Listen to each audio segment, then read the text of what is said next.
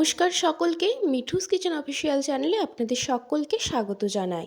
আশা করি আপনারা যে যেখান থেকে আমার এই ভিডিওটি দেখছেন আপনারা সকলে ভালো আছেন এবং সুস্থ আছেন। আজকে আপনাদের সাথে বেশ অন্যরকম লোভনীয় স্বাদের চিকেনের রেসিপি শেয়ার করে নেব। তাহলে চলুন রেসিপিটি শুরু করা যাক। তার জন্য প্রথমে এখানে আমি 750 গ্রাম চিকেন আগে থাকতে পরিষ্কার করে ধুয়ে নিয়েছিলাম। এর মধ্যে আমি পরিমাণ মতো নুন দিয়েছি এবং সামান্য পরিমাণ দিয়েছি গোলমরিচের গুঁড়ো।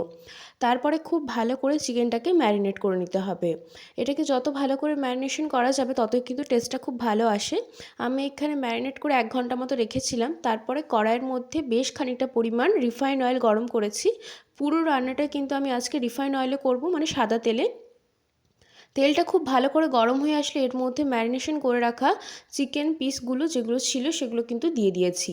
চিকেনটাকে কিন্তু আজকে আমরা ভেজে করব। চিকেন ভেজে করলে ওর টেস্টটা কিন্তু খুব ভালো আসে। সেই ক্ষেত্রে এখানে প্রায় আমি 25 থেকে 30 মিনিট মতো হাতে সময় নিয়ে লো টু মিডিয়াম ফ্লেমে চিকেনটাকে খুব ভালো করে ভেজে নেব। যতক্ষণ না অবধি চিকেনটা খুব ভালো মতো ভাজা হচ্ছে ততক্ষণ অবধি কিন্তু একটু নাড়াচাড়া করতে হবে। ঢাকা দিয়েও ভাজতে পারেন, তাতে করে কি হবে, চিকেনটা খুব তাড়াতাড়ি সেদ্ধ হয়ে যাবে। চিকেন সেদ্ধ হতে যেহেতু খুব একটা বেশি সময় লাগে না, ঢাকা না দিলেও চলবে, কোনো অসুবিধে নেই। তবে চিকেনটা যদি এইভাবে করা যায় ভীষণ সুন্দর টেস্ট আসে। নর্মালি চিকেন তো আমরা বাড়িতে প্রায়শই বানিয়ে থাকি, একটু অন্যরকমভাবে আজকে আপনাদের সাথে শেয়ার করছি। এই চিকেনটা রুটি পরোটার সাথে খেতে বেশি ভালো লাগে। চিকেনটা আমাদের মোটামুটি ভালো মতোই ভাজা হয়ে গিয়েছে। এখানে যতটুকু সেদ্ধ হতে বাকি রয়েছে সেটা কিন্তু আমি যখন চিকেনটাকে কষাবো মশলার সাথে তখন ভেজে নেব, মানে তখন সেদ্ধ হয়ে যাবে। সেই ক্ষেত্রে ভাজা চিকেনটা কিন্তু আমি এখানে একটি পাত্রের মধ্যে তুলে রেখে দিয়েছি। একটি মশলার পেস্ট করব, তার জন্য দিয়েছি একটা বড় সাইজের পেঁয়াজ, 2 থেকে 3 টুকরো আদা দিয়েছি। তারপরে খুব সুন্দর করে এটাকে কিন্তু জল ছাড়াই একদম পেস্ট আমি তৈরি করে নিয়েছি। তারপরে আমরা যে চিকেনের যে তেলটা আমরা ভেজেছিলাম সেই তেলের মধ্যেই কিন্তু আমি এখানে কারি পাতা দিয়েছি হাতের 1 মুঠো। কারি পাতাটা একটু বেশি পরিমাণে দিতে হবে, এতে করে ফ্লেভারটা ভীষণ ভালো আসে। কারি পাতাটা দেওয়ার পরে এখানে আমি হালকা নাড়াচাড়া করেছি যাতে কারি পাতাটা একটু ভাজা ভাজা হয়ে যায়। তারপরে এর মধ্যে দিয়েছি 5টা মাঝারি সাইজের ঝিরিঝিরি করে কেটে রাখা পেঁয়াজ। এখানে আমি 5টা পেঁয়াজ দিয়েছি, আর একটা বড় সাইজের পেঁয়াজ কিন্তু আমি আদার সাথে পেস্ট করে নিয়েছিলাম। তো চিকেনের পরিমাণের ওপর নির্ভর করছে পেঁয়াজ এবং আদা রসুনের পরিমাণটা এখানে কতটা যাবে।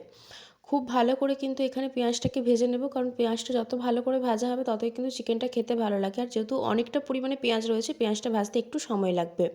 5 মিনিটের মতো নাড়াচাড়া করে বড় চামচের 1 চামচ গ্রেট করে রাখা রসুন এখানে আমি দিয়ে দিয়েছি। এখানে প্রায় 20 থেকে 25 কোয়া রসুন রয়েছে। রসুনের পরিমাণটা একটু বেশিই যাবে আদার চাইতে, সেই জন্য রসুনটা এই পর্যায়ে আমি দিয়ে দিয়েছি। যেহেতু পেঁয়াজ রসুন আদার এই তিনটেরই কিন্তু একটা কাঁচা স্মেল রয়েছে, সেই ক্ষেত্রে যাতে খুব ভালো করে ভাজা হয় এবং গন্ধ একদমই না বেরোয়, সেই ক্ষেত্রে আমি এখানে কিন্তু এখন রসুনটা দিয়ে দিলাম।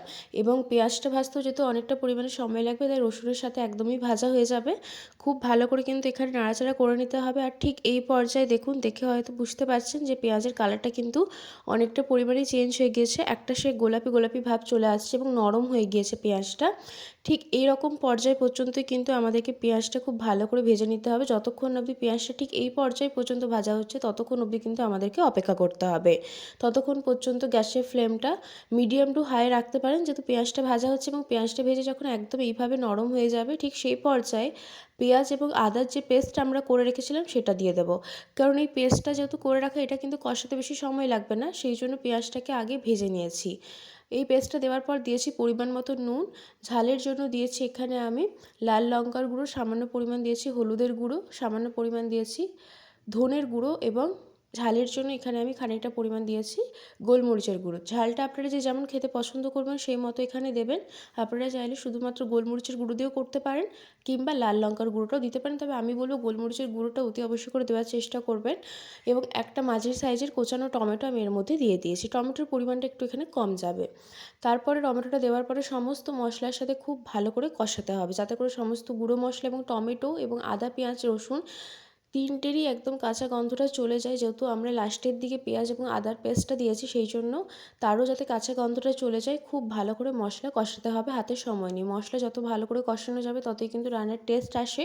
সেই ক্ষেত্রে প্রায় আমি এখানে 7 থেকে 8 মিনিট হাতে সময় নিয়ে লো ফ্লেমে এখানে আমি রান্নাটা করছি। এই পর্যায়ে খুব ভালো করে কষিয়ে নেব, যাতে করে টমেটো একদম গলে যায় এবং মশলা থেকে তেল ছেড়ে দেয়। ঠিক এই পর্যায়ে দেখুন মশলা থেকে কিন্তু অনেকটা পরিমাণে তেল ছেড়ে দিয়েছে এবং টমেটো একদমই নরম হয়ে গিয়েছে। এর থেকে বেশি কিন্তু আর নরম করার কোনো প্রয়োজন নেই, টমেটো একদম যেহেতু গলে গিয়েছে। ঠিক এই পর্যায়ে কিন্তু মশলা আমাদের মোটামুটি ভালো মতোই কষানো হয়ে গিয়েছে এবং মশলার যে কালারটা সেটাও কিন্তু চেঞ্জ হয়ে গিয়েছে। ঠিক এই পর্যায়ে আমি এর মধ্যে দিয়ে দিচ্ছি ভেজে রাখা চিকেনগুলো। মশলা একদম কষানোর পরে চিকেনটা দেওয়ার একটাই কারণ, যেহেতু চিকেনটা আমরা আগে থাকতে ভেজে নিয়েছিলাম, 70 থেকে 80% চিকেন কিন্তু আমাদের সেদ্ধ হয়েই গিয়েছে। সেই ক্ষেত্রে মশলা একদম ভালো মতো কষানোর পরে কিন্তু চিকেনটা দিয়েছি। নাহলে কিন্তু মশলাটা হালকা কষিয়ে নিয়ে তারপরে চিকেনটা দিয়ে দিলে হতো, কিন্তু যেহেতু চিকেন ভাজা রয়েছে সেই জন্য লাস্টের দিকে দিলে কোনো অসুবিধা হবে না। আরও কিন্তু হাতে সময় নিয়ে 20 থেকে 25 মিনিট মতো চিকেনটাকে নাড়াচাড়া করে আমরা কিন্তু ঢাকা চাপা দিয়ে এটাকে রান্না করে নেব। মশলার সাথে খুব ভালো করে কিন্তু এখানে কষিয়ে নিতে হবে। যত ভালো করে কষানো হবে তত কিন্তু টেস্টটা খুব ভালো আসে। সেই জন্য এখানে মশলার মধ্যে আমি এখানে ভাজা চিকেনটা দিয়ে খুব সুন্দর করে কিন্তু এখানে আমি কষিয়ে নিচ্ছি।